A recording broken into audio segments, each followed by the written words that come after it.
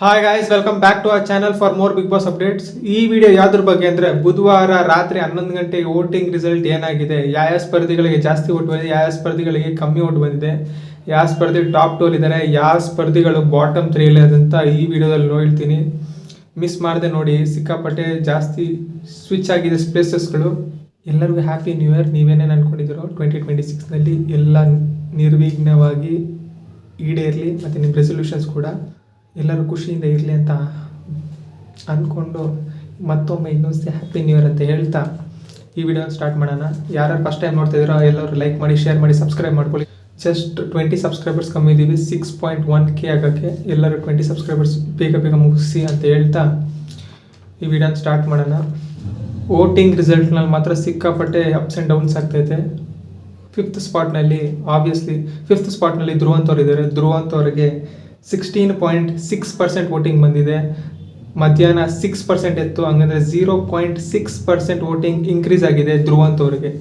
ಇನ್ನು ಫೋರ್ತ್ ಸ್ಪಾಟ್ನಲ್ಲಿ ಮಧ್ಯಾಹ್ನ ರಾಶಿಕ್ ಅವರಿದ್ದರು. ಇವಾಗ ರಾಶಿಕ್ ಅವರ ಸ್ಪಾಟ್ನಲ್ಲಿ ಇಲ್ಲ. ಇವಾಗ ಫೋರ್ತ್ ಸ್ಪಾಟ್ನಲ್ಲಿ ಸ್ಪಂದನ ಸೋಮಣ್ಣ ಅವರಿದ್ದಾರೆ. ಸ್ಪಂದನ ಸೋಮಣ್ಣ ಅವರಿಗೆ 18.5% ವೋಟಿಂಗ್ ಬಂದಿದೆ. ಮಧ್ಯಾಹ್ನ 19.2 ಇತ್ತು, ಅಂದರೆ 0.7% ವೋಟಿಂಗ್ ಡಿಕ್ರೀಸ್ ಆಗಿದೆ. ಸ್ಪಂದನ ಸೋಮಣ್ಣ ಅವರು ಟಾಸ್ಕ್ ಆಡ್ತಾ ಇಲ್ಲ, ಎಂಟರ್ಟೈನ್ಮೆಂಟ್ ಕೊಡ್ತಾ ಇಲ್ಲ.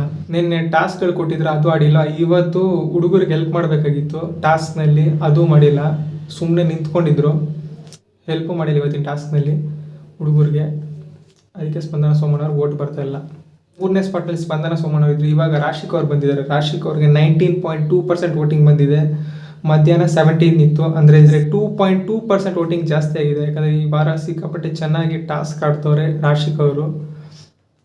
ಈ ವಾರ ಉತ್ತಮನೂ ಸಿಗ್ಬೋದು ಅಂತ ಅನಿಸ್ತೈತೆ ರಾಶಿಕ್ ಅವ್ರಿಗೆ.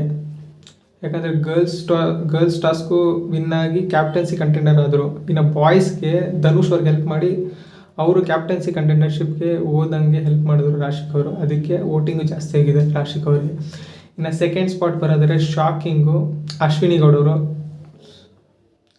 26% ವೋಟಿಂಗು.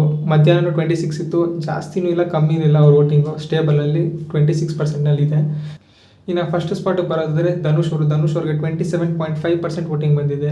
ಮಧ್ಯಾಹ್ನ 25.5 ಇತ್ತು, ಅಂದರೆ 2% ಜಾಸ್ತಿ ಆಗಿದೆ ಧನುಷ್ ಅವ್ರ ವೋಟಿಂಗು.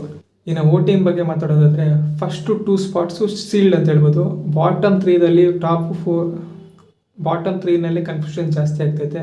ಧ್ರುವಂತವರು ಬಾಟಮ್ನಲ್ಲಿ ಇದ್ದಾರೆ. Bottom last second and third ಪ್ಲೇಸ್ನಲ್ಲಿ ಫೈಟಿಂಗ್ ಆಗ್ತಾಯಿದೆ. ಒಂದು ಕಡೆ ಸ್ಪಂದನವ್ರು ಬರ್ತಾರೆ, ಇನ್ನೊಂದು ಕಡೆ ರಾಶಿಕ್ ಅವ್ರು ಬರ್ತಾರೆ. ಇವಾಗ ಫಸ್ಟಿಂದ ಲಾಸ್ಟ್ ಹೋಗಿ ಒಂದ್ಸತಿ ಆರ್ಡ್ರಾಗಿ ಹೇಳ್ಕೊಂಡು ಹೋಗ್ಬಿಡ್ತೀನಿ. ಫಸ್ಟ್ ಸ್ಪಾಟ್ನಲ್ಲಿ ಧನುಷ್ ಅವರು ಇದ್ದಾರೆ. ಧನುಷ್ ಅವ್ರಿಗೆ 27.5% ವೋಟಿಂಗ್ ಬಂದಿದೆ. ಆದರೆ ಅವ್ರ ಕೆಳಗಡೆ ಅಶ್ವಿನಿ ಅವರು ಇದ್ದಾರೆ ಸೆಕೆಂಡ್ ಸ್ಪಾಟ್ನಲ್ಲಿ. ಅವ್ರಿಗೆ 26% ವೋಟಿಂಗ್ ಬಂದಿದೆ. ಮೂರನೇ ಸ್ಥಾನದಲ್ಲಿ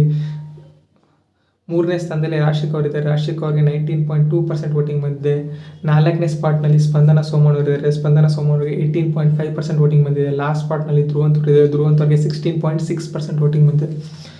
ಈ ವರ್ಷದ ವೋಟಿಂಗ್ ರಿಸಲ್ಟ್ ಆಯಿತು. ನೆಕ್ಸ್ಟ್ 2026ನಲ್ಲಿ ಬೆಳಗ್ಗೆನೇ ಬರ್ತೀನಿ 7 ಗಂಟೆಗೆ.